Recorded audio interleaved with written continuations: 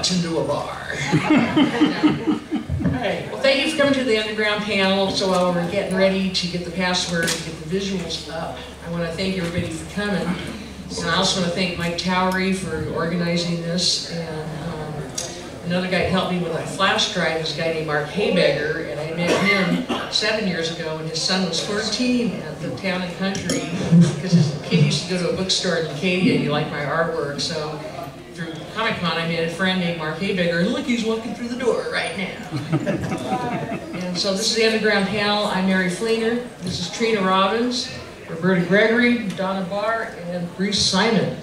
And we're going to try to do something where the artists will be talking about their artwork and have examples, and I will be trying to move the visuals as they speak, and we'll try to go through them, everybody talk very briefly, and then we can tackle the big questions afterwards. We have things to discuss that are earth shattering and we'll hash them all out.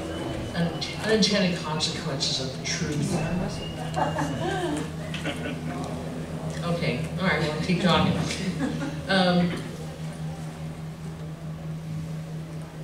I decided to do the order that I did it with Trina because I wanted to have people who were published, first people who were published in the underground, so that's what this panel's about, is underground comics. And then, of course, Bruce has been involved a lot, Roberta and Donna, and then I didn't really start doing underground comics till '85 or so, so I figured that would be a logical progression of people. And I started in 1966, my first published comic. And where was that? In the East Village Elder. I thought so. included it in here, in my flash drive. That's how I started. And my first published comic was 1974. I remember. Yeah. That was in Women's, yeah. Yeah. And we liked it. Well, you know how you feel about your early stuff. We all do. Our early stuff embarrasses us. What are we doing? Really good. Just talking for now. We're talking until We're we get riffing, man. Yeah, we'll start with Trina and then we'll put my little flash drive in. I've got it. Mary, I've got it. You just want to put it in. Well, Trina brought her own flash drive because she didn't realize I had everything on this one. So she's got. You don't want yours. Now the one you want I have mine. Okay. There's a number of titles on I there. don't know what's The one you going on. want is called Up From Underground. You see it? Were we going to use your laptop? Yeah. Oh, well. I've got it on here if you Yeah. want to. I think so. It's out of my hand. Yeah, I should know. I know so because I couldn't get it double. Yeah, I couldn't get it double, so I just said that's fine. Because I knew it would be. I knew it would be. Well, this doesn't work, Mark. We'll need your laptop and we'll just do the visual plan. Now we got it. Oh, hey! All right. Okay. Can I do the thing where I click? Yeah. Swell. Thank you. No, that's great. Oh, the water! At least it's not a beer. That would be terrible. Okay, where do I press this? All right, great. Okay, folks. Nothing's happening. Why is that being open? Oh.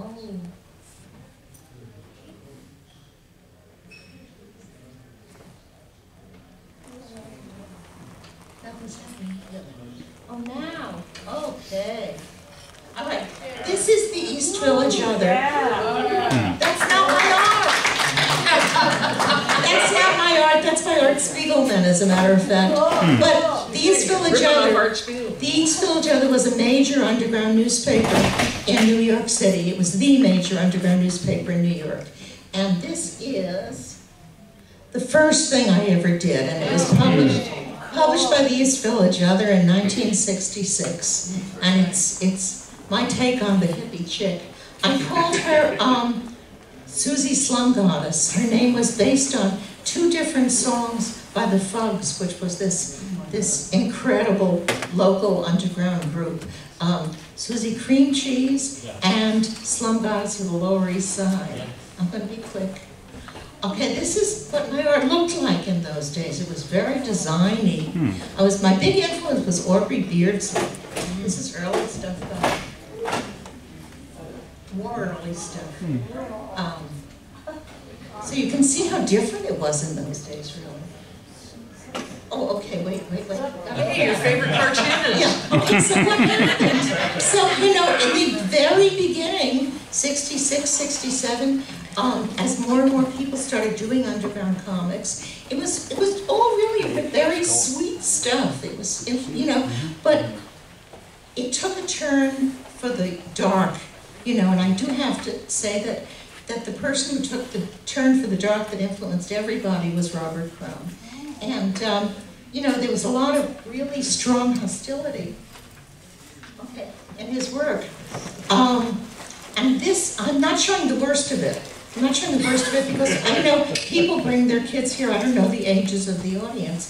But this is something very interesting where he admits to his hostility towards women and strangles the person who's interviewing him in the end. Now the thing is, this is a real person. This is Laura Clark, and she was a very good friend of mine. And in this comic, she's interviewing him for her radio program, and he admits to his hostility and strangles her.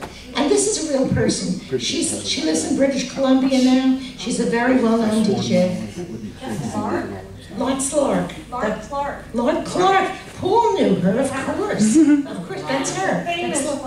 The famous Lord Clark. I remember the strip. I didn't know that was a real person. She's a real person. Not to him, she wasn't. Yeah, obviously. Yeah. So this was my reaction. This was my reaction to the stuff that they were doing. I'll let you read it real fast and I'll go on to the next page. What had happened was Zap was busted for obscenity, and they put out a comic in which they wanted people to, to do comics that would make money for the defense, and this was my answer to making money for the defense. Can I go on to the next page? Wait, I never saw this page. I just want to, I think that's amazing. I never saw this. Wait for the next page. Yes. Are you ready? Yes. Okay. Huh. So in the end, as you can see, the cop drags them away after they've attacked her, and they say, help, and she says, why? And that was my feeling. That was my feeling. But unfortunately, this gave me the reputation because I stood up for women and I was against, drawing women raped and murdered and tortured as depicted as something funny. This gave me the reputation of being a man-hating, feminazi bitch. So the guys wouldn't print me, and they didn't invite me into their books, and I was persona non grata with this group of underground cartoonists. So I joined the staff of the first feminist, in those days we called it Women's Liberation. I joined the staff of the first Women's Liberation newspaper in America. I didn't know it was the first in America. I found that out later. And I was doing their covers. And this is a back cover I did. Angela Davis, as you know, was on the lam. She was wanted by the FBI. The idea was to put this in your window, and along comes Angela, with her coat collar turned up against the fog, and she sees this and knocks on your door, and you take her in and sit her down and give her tea, But the thing is that people actually did put this up in their window. It worked. I mean, I don't know how it worked for Angela. Well, I do know how, And I think that might be the last one. I'm just giving you a very quick overview of what I did. No, oh yeah, okay, this is my work for, what happened was the guys wouldn't print me, but the underground newspapers printed me, they published me, and because, I was good, and they didn't know I was supposed to be a feminist, feminazi bitch, man-hater, so they published me, and that was nice. And this was a character I did, I think really the first African-American action heroine, and I drew her and serialized her for the Good Times, which was an underground newspaper. I think that's it. No? Oh yeah, of course. So there I am working, you know, on the staff of It Ain't Me Babe, and the guys won't publish me in their comic books. So I say, well, you know, what if I put together an all-woman comic book? And I did, you know, with the moral support of the staff of It Ain't Me Babe.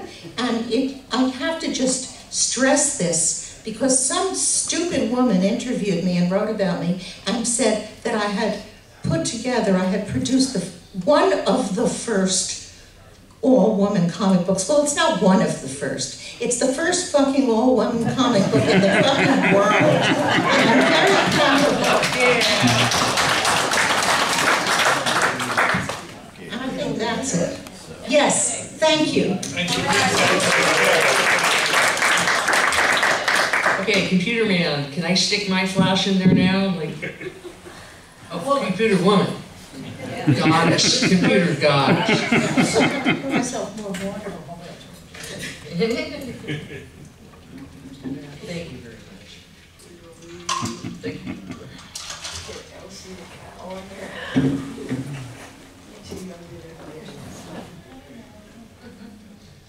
Well, thank you, Trina, for your brevity. Trina, do you want to mention the panel tomorrow and we're talking more about it? Oh yeah, it's the 50th anniversary of It Ain't Me Babe, and we're having a panel tomorrow. Willie Mendez, Barbara Willie Mendez, and I, who at the time were the only two women in San Francisco, this is 1970, the only two women in San Francisco who drew comics. What time's the panel? What 2 time? o'clock tomorrow, I think? 2 o'clock, thank you. And Amina is going to be the moderator. So that's how come she knows this. Mark, may we use your... He's got everything on there on Keynote.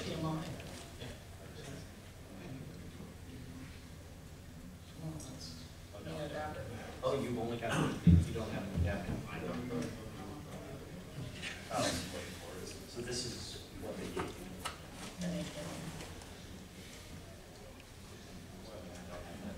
All right, no, that's good. Yeah, put the PowerPoint.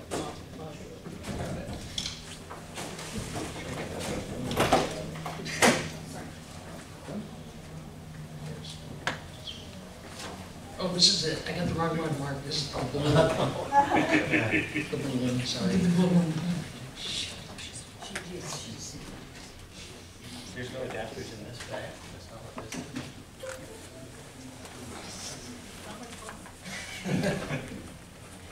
Trying to work with you, Marcy.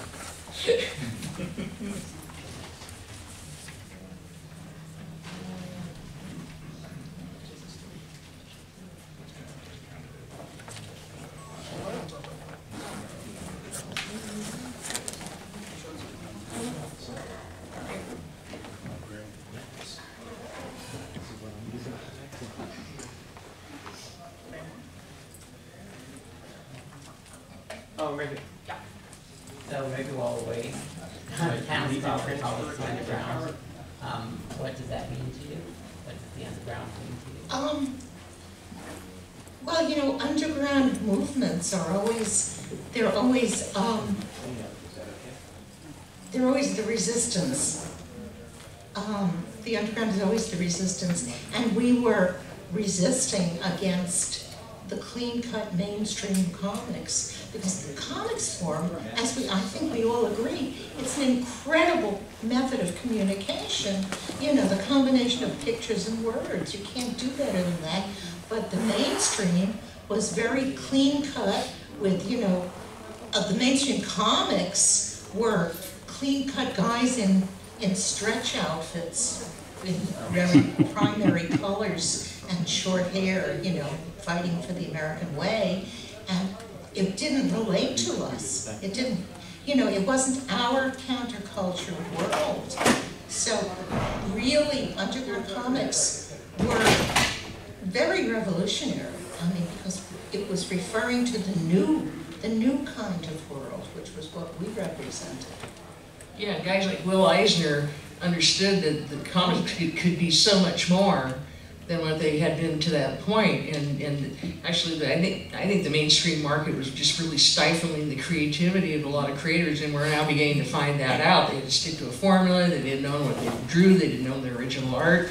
And then here come the undergrounds, where you owned everything, and you could say whatever you wanted. You weren't beholden to a group of people making decisions, and nothing could ruin a good idea quicker than a bunch of people, right? And so I gotta admit to everybody, I just finally read A Contract with God. I was telling Trina about it, and my mind, it was as blown as it was when I first saw my first Zap comic. I can't believe how evolved he was, how advanced. Everybody should read that book, because not only will you learn how to write, but the way he draws, and he's just tight in some places and loose in others. I think that's an underground comic, A Contract with God, in a strict definition. Eisner was very supportive of the underground. Yes, He didn't understand them because he was like a middle-aged Jewish businessman type, and he ran his own business. He had cartoonists working under him, so he was management. He was labor, and then he was management. But he was like management going back to the Eisner and Iger days. Yes. I mean, he was always a businessman / artist, a very unusual combination. But I think that's what made him visionary, because he was able to, he could see a new form, and then he knew how to make it happen, like the graphic novel, where a lot of people, you know, he understood distribution and publishing and all of that stuff, so he was able to say, yeah, we could do that, and you know, because most publishers at the time, when they saw a graphic novel, so many people tried to put it over, and the publishers said, I don't even understand what I'm looking at. No, they didn't. Until Eisner came along. Yeah. Yeah. He was also, I just want to add that he was truly, I believe, that Will Eisner was the greatest storyteller in comics. Because if you read his Spirit comics from the 40s, he could take 7 pages and turn it into a fully realized and incredibly good story, where you'd pick up a mainstream superhero comics, 20 pages, and nothing happens except people punching each other, you know? During this period that you're talking about, and sort of the origin point of what we think of as the classic undergrounds, comics, but this is post Frederick Wertham, right? So comics had sort of been sanitized compared to what they were before that, and the subject matter had narrowed down a lot, right? Yes. So is that part of what you feel the movement was reacting to, that there was just nothing left? Oh yeah, I mean, comics were, you know, well, think about the 50s, and you know, and how after the incredible 40s, you know, I mean, it was a life and death battle we were engaged in, but it also made people so strong, and that included women, everyone. And suddenly along comes the 50s, and everything is all nice and proper, and all the good writers, all the good film writers, you know, are banished to Europe because, you know, because they're accused of being communists. And it just, you know, the sanitary 50s was really awful, you know, and the 60s was a real revolt against the 50s. Well, speaking of the 50s, before, Okay. why didn't we have underground comics? Mad Magazine. We wouldn't all be sitting here right now if it weren't for Mad Magazine. So I wanted to show that as one of the heavy-duty influences. And, and a little tiny copy of Zap Comics. Okay, well, Zap, like, you know, for better or for worse, it's what started it all. So those are the two events, I mean, I can honestly say it's like turning points. If you could look at your life and see turning points. First, I was radicalized by MAD in like 1963, and you know, and I said, oh, that's great, you know, I worship Harvey Kurtzman, and then when the Undergrounds came along in '68, that was it. I mean, I said, you know, forget all this other stuff, you know, this is what I want to do. And you know, I mean, I was a kid cartoonist. I moved up to San Francisco in 1972. I was like 19 and like committed to say, you know, this is, and it was a movement and it was a scene. It was so exciting, you know, and contentious and everything it should be. You know, I mean, because there's all these different areas of thought. You were talking about, it was a boys' club. These guys were the worst pigs ever, you know? They were great cartoonists and interesting people, but there was a definite schism, a split. And even when we all got together at parties and stuff, you could feel it in the room. Oh, yeah. Absolutely. I saw it for myself. What Crumb's contribution was, what made it so important, was up until then, you know, we were drawing underground comics, but we were drawing them in underground newspapers. And along comes Crumb, and I remember 1967, I flew to San Francisco. I was living in New York, but that month I had visited California, and I flew to San Francisco from LA, and these friends of mine met me at the airport, and they didn't even say anything. They handed me Zap #1. And it was like, oh my God, you can do this in a comic book. You don't have to do it in a newspaper. That was what was so revolutionary, that you could do it in a comic book. And so she did with an A.B. Babe, which is, and then after that we have, explain this image of That was Thrills. Excuse me. It's not coronavirus. Out of here. This was 1971. Willie Mendez and I were the only 2 women in San Francisco drawing underground comics. Willie was feeling the same thing I was from the guys. This is before women's comics. This is after Babe, but before women's. We put together, having done Babe, we realized, hey, we can do our own comics. So this is the cover of Old Girl Thrills, 1971, before women's comics, which started in 72. It was primarily, the artists were me and Willie, and a woman from Santa Cruz named Julie Goodvines, who was really very, very talented and very psychedelic in her style. And I'm very sorry to say that I found out she died in 2004. Okay, next person. Take it away, Bruce Simon. Tell the folks a little bit about yourself. That's a bunch of my old junk. So, you know, like I You were in a lot of anthologies, right? Well, it was amazing that I moved up in '72 with the fellow that I did comics with. He wrote and I drew. And Simon and Siegel. Siegel and Simon. Siegel and Simon. Yeah, got the billing right, I guess so. Simon and Siegel and Schuster, and there's like a running gag. Teenage. But you know, you were able to. We went to the print mint, which published, you know, Zap and you know, All Girl Thrills, and they were like the big publishers. This was like it was them and Company and Sons, Yes. John Bagley, Yes. and who kind of came and, you know, he was Came the and first, went fast. came and went fast.